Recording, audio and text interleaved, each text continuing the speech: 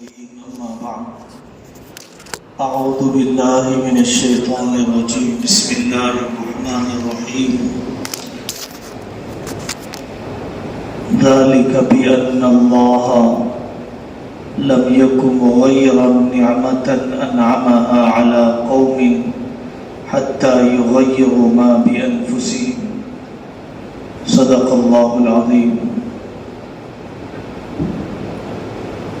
میرے عزیزوں اور دینی بھائیوں، چونکہ 19 اپریل سے ہمارے ملک میں پارلیمنٹ کے انتخابات اور الیکشنز ہونے والے ہیں، ہماری دینداری کا تقاضا، ہماری مسلمانی کا تقاضا یہ ہے کہ اس سلسلے میں جیسا شعور پیدا کیا جانا چاہیے ویسا شعور پیدا کرنے کی کوشش کی جائے۔ عام طور پر انتخابات، الیکشن کی بات ہوتی ہے تو ایک طبقہ ناراض ہو جاتا ہے، مسجد میں سیاست کی بات، وہ سیاست جو نفاق والی ہے، وہ سیاست جو حرام خوری والی ہے، وہ سیاست جو قوم فروشی والی ہے، وہ سیاست مسجد میں نہیں لائی جانی چاہیے، جو امت کو بانٹنے والی ہے، دینی تقاضوں سے توجہ کو ہٹانے والی ہے۔ لیکن وہ سیاست کہ جس میں عالمی حالات سے واقفیت، ملکی حالات پر اثر انداز ہونے اور حصے دار بننے کی کوشش حضرت محمد رسول اللہ صلی اللہ علیہ وسلم کے مشن کا حصہ ہے، سیاسی انقلاب کا بھی لایا جانا۔ سیرت کو عبادت کے نقطہ نظر سے پڑھا ہے، سیرت کو دعوت کے چشمے سے پڑھا ہے، سیرت کو معاشی اصلاحات، فائنانشیل ریولیوشن کے نقطہ نظر سے پڑھا ہے۔ حضرت رسول اللہ صلی اللہ علیہ وسلم کی سیرت کو سیاسی نقطہ نظر سے بھی پڑھنا چاہیے۔ ہمارے اپنے ملک کے اندر پہلی بات جو ہمیں اچھی طرح یاد رکھنی چاہیے، جیسا کہ حضرت مولانا خلیل الرحمن سجاد صاحب ہمارے ملک کے عظیم مفکر اور دردمند ہستی نے فرمایا کہ اس ملک میں اصل جنگ کفر اور اسلام کی ہے۔ پارٹیوں کے نام بدلتے رہیں لیکن اصل جنگ کفر اور اسلام کی ہے، اور ہمیں یہ مقابلہ بھی کفریہ اور مشرکانہ طاقتوں سے کرنے کے ارادے سے ہی اٹھ کھڑے ہونا ہے۔ البتہ دوسرا ایک رنگ ہے ظالم اور مظلوم کا۔ ہمیں اس ملک کے اندر جس پہلو کو بہت زیادہ نمایاں کرنا چاہیے وہ ہے ظالم اور مظلوم کی جنگ۔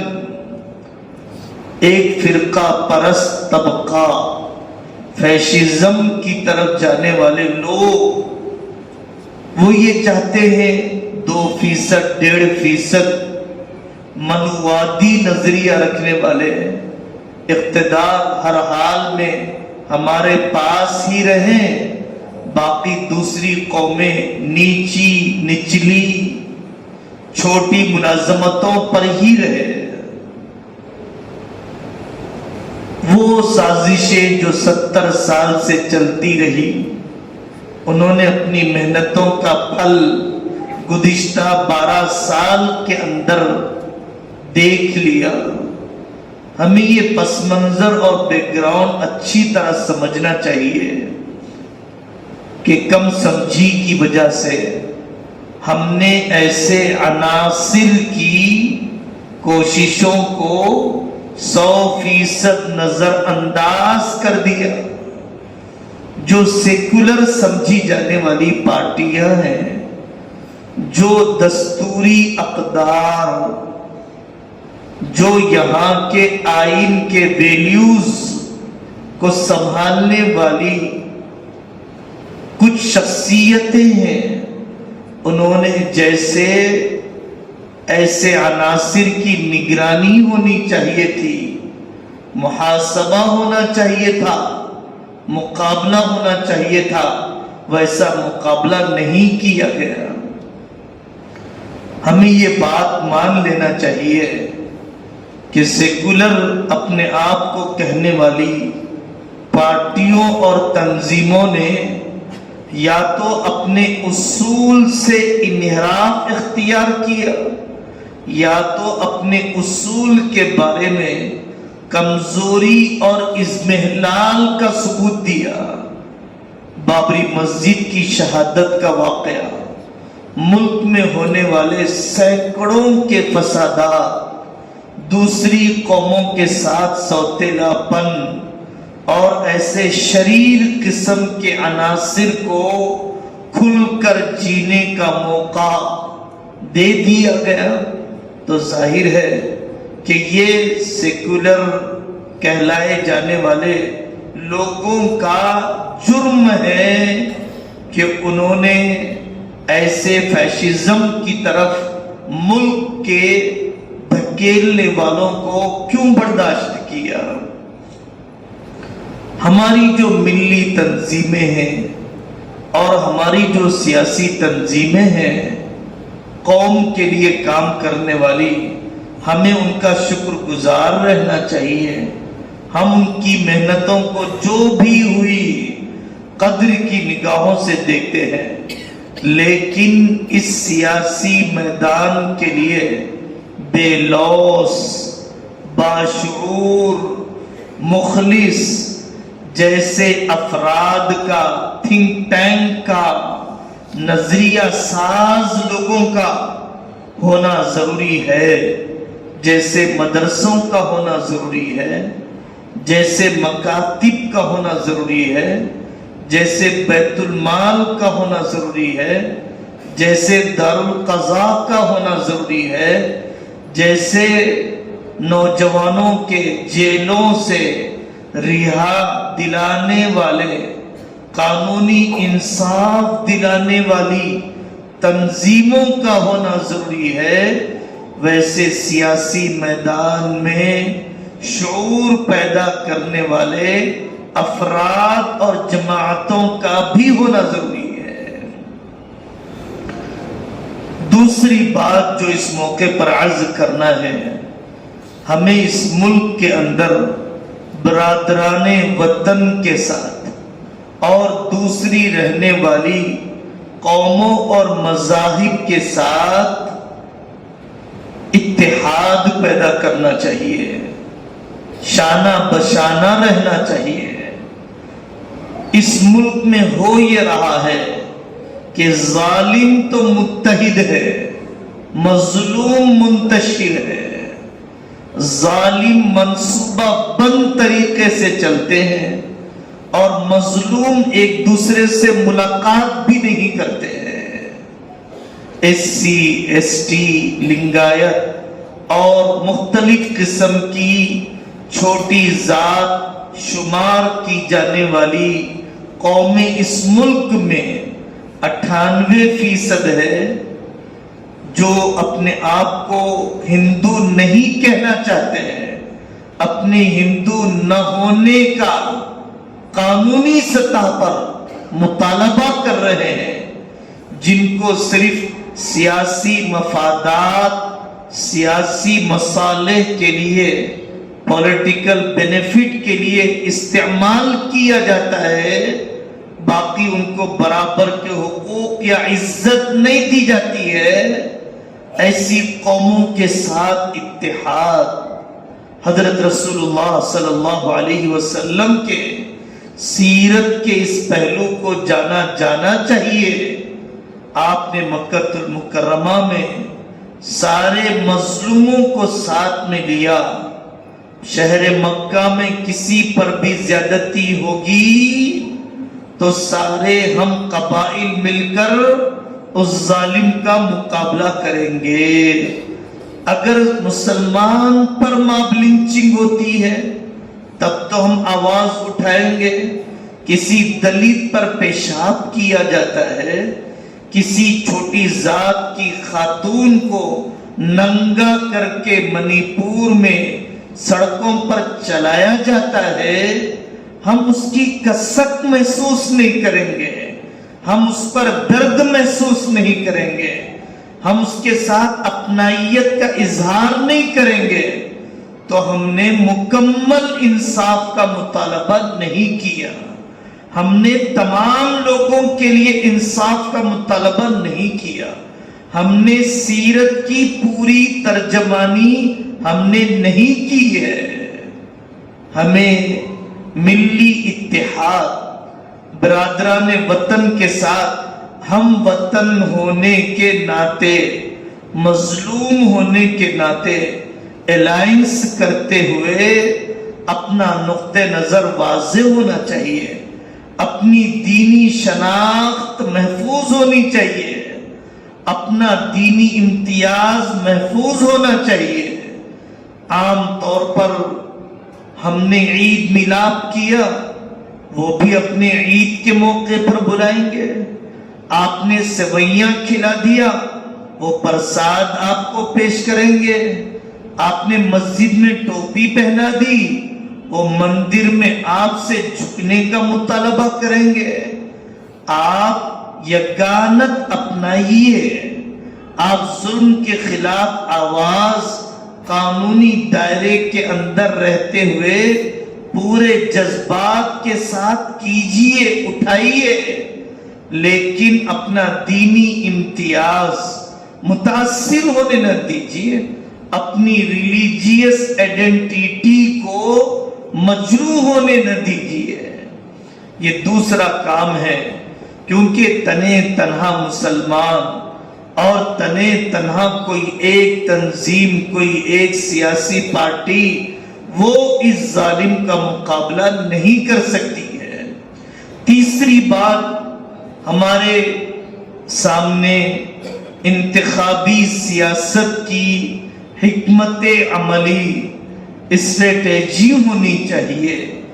ہمارے اکابر علماء نے جن بہت سے میدانوں میں کام کیا، کر رہے ہیں، ان علماء کے تجربات، ان مخلصوں کے تجربات، ہر آدمی ہمارے یہاں واٹس ایپ کے ایک دو کلپ سن کر، دیکھ کر، ایک دو اسپیچ اور لوگوں کے پرجوش بیانات سن کر، سال دو سال اخبارات پڑھ کر اپنے آپ کو بڑا سیاستدان سمجھتا ہے۔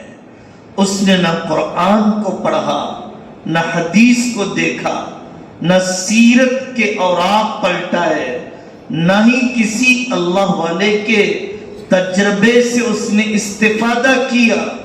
وہ ملک کے مقدر کو اپنی چھوٹی سی سمجھ، تنے تنہا کسی سے جڑے بغیر فوراً ملک کے حالات بدل دینا چاہتا ہے۔ یہ سوائے حماقت اور ناسمجھی کے کیا ہے؟ اس ملک میں واقعی سیاسی اعتبار سے تجدیدی کام کیا ہے۔ حضرت مولانا ابو المحاسن سجاد صاحب رحمت اللہ علیہ نے واقعی کئی دماغوں کا انسان تھا۔ حضرت مولانا ابو الکلام آزاد رحمت اللہ علیہ لیکن ان کی زندگیوں کو جیسے پڑھا جانا چاہیے اور جیسے ان کے تجربات کی بنیاد پر اپنے کام کو آگے بڑھانا چاہیے، وہ کام کرنے والے کم ہیں۔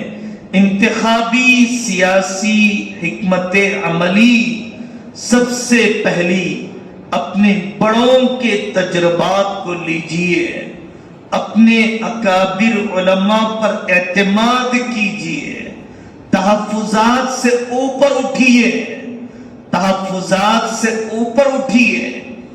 اسلام خطرے میں ہے، مسلمان خطرے میں ہے، دستور خطرے میں ہے، ملک کی سالمیت خطرے میں ہے، امن و انصاف خطرے میں ہے۔ ایسے موقع پر میں اپنی سیاسی پارٹی بچانے کی فکر، میں اپنی سماجی تنظیم بچانے کی فکر، میں اپنی دینی جمعیت بچانے کی فکر، کام کرنا ہے ہمارے بینر پر آئیے، کام کرنا ہے ہمارے ساتھ بیٹھیے، ہمارا نام ہونا چاہیے۔ اگر آپ کام کرنا چاہتے ہیں، ایسی تنگ نظریاں، ایسے ریزرویشنز، ایسے تحفظات اگر ہمارے ذہنوں میں ہوں تو ہم ملکی سطح پر ساری قوموں کو امن اور انصاف کی برابری دلانے کی محنت میں زیادہ دور آگے بڑھ نہیں سکیں گے۔ دستور اور کانسٹیٹیوشن کے مدون کرنے میں، ترتیب دینے میں ہمارے اکابر کی قربانیاں کیسے جتن کیے، کیسی دشمنیاں مول لی، کیسے گھنٹوں مناقشے مباحثے کیے۔ آپ پڑھیے حضرت مولانا حسرت موہانی رحمت اللہ علیہ اور دسیوں وکلاء کو، جنہوں نے اس ملک کے سیکولر کردار، ہر مذہب والے کو مذہبی آزادی دلانے والا قانون بنانے کے لیے کتنی محنت کی ہے۔ ہر آدمی تبصرے بازی تو بہت کرے گا، لیکن اپنا ووٹر آئی ڈی کارڈ بھی چیک نہیں کرے گا۔ ہر شخص اگر کسی مجلس میں کھڑا کر کے پوچھ لیا جائے، ہاتھ اٹھا کر پوچھ لیا جائے کہ آپ نے کم سے کم اپنے بیوی بچوں کے ڈاکومنٹس کو درست کر لیا، کیا آپ نے ووٹ ڈال لیا، پوری دینی ذمہ داری سمجھتے ہوئے، ایسے بہت کم گھرانے ملیں گے۔ 18 سال، 19 سال، 20 سال عمر نہیں، 30 سال، 40 سال زندگی بھر ووٹ ہی نہیں ڈالا ہے۔ ہمارے ملک کے فقیہ صاحب تصانیف حضرت مولانا خالد سیف اللہ صاحب رحمانی دامت برکاتہم فرماتے ہیں، ووٹ کا ڈالنا ہمارے ملک کا جہاد ہے۔ وَأَعِدُّوا لَهُم مَّا اسْتَطَعْتُم مِّن قُوَّةٍ، ووٹ کا نہ ڈالنا، سیاسی شعور کے بغیر ڈالنا، ظالم کی مدد کرنا ہے، ظلم میں حصہ لینا ہے۔ وَلَا تَرْكَنُوا إِلَى الَّذِينَ ظَلَمُوا فَتَمَسَّكُمُ النَّارُ۔ 70%، 60% وہ لوگ ہیں جن کے پاس ووٹر آئی ڈی کارڈ ہی نہیں ہے، اور پھر تقریباً 60% اتنے ہی ایسے ہیں ووٹر آئی ڈی کارڈ رکھنے والوں میں جن کو ووٹ ڈالنے کی کوئی فکر نہیں ہے، اور پھر ان ووٹ ڈالنے والوں میں 30-35% وہ ہیں جو 2000 5000 پر اپنے ملک کو بیچنے کے لیے تیار ہے، اپنے ووٹ کو بیچنے کے لیے تیار ہے، ایک بائک کے لیے، ایک فوٹو کے لیے، ایک فلیکسی کے لیے، ایک تصویر کے لیے، ایک عارضی شہرت کے لیے، ایک وقتی نمود کے لیے۔ ہمیں اس سلسلے میں سوچنا ہے، ادُّ الامانات الی اہلیہا، اپنے بس کی کوشش، اپنی سمجھ کی کوشش، اللہ کے یہاں جواب دہی کا احساس، اللہ کے یہاں جواب دہی کا احساس، آپ اپنا حلقہ اسمبلی، آپ اپنا حلقہ پارلیمنٹ، آپ ملک کا خزانہ اور وہ شعبہ ایک آدمی کے حوالے کر رہے ہیں، کیا وہ دوسرے کے مقابلے میں نسبتاً مناسب ہے یا نہیں ہے؟ ہمارا متحد ہونا ضروری ہے تاکہ اللہ کی مدد شامل حال ہو جائے. ہمارا متحد ہونا ضروری ہے تاکہ اتحاد کی روح کے ذریعے سے دشمن کا مقابلہ کیا جائے. 70 سالہ الیکشن کے پورے ڈاٹا کو دیکھنے سے اندازہ ہوتا ہے کہ ظالم اور فیشزم کی طرف جانے والے لوگوں کے 30% ووٹ، 35% ووٹ ایک آدمی کو پڑتے ہیں، اور ملک کے لیے دردمند لوگوں کے ووٹ 70% ہونے کے باوجود بڑھ جاتے ہیں 30 لوگوں میں، بڑھ جاتے ہیں 25 لوگوں میں. جنہوں نے پورے 70 سال کے ڈاٹا کو پیش کیا، ان سے تو سیکھیے. کہیں پر برادری واد کی وجہ سے، یہ میرا انصاری بھائی ہے اس کو مجھے ڈالنا ہے، یہ میرا قریشی دوست ہے مجھے اس سے ڈالنا ہے، یہ میرے گاؤں کا ہے مجھے ڈالنا ہے، اور ایک بڑی تعداد ووٹ کاٹنے والے مسلمان بھائیوں کو ہر علاقے میں کھڑا کیا جاتا ہے تاکہ وہ ووٹ کاٹنے کا ذریعہ، بانٹنے کا ذریعہ بن جائے اور بہت تھوڑی تعداد سے ظالم طاقتیں جیت جائے. مسئلہ ایک الیکشن کا، ایک انتخاب کا نہیں ہے. بہت جڑیں مضبوط ہیں جنہوں نے نفرت اس ملک کے اندر پھیلایا ہے. محض ایک انتخابات سے مسئلہ حل نہیں ہوگا.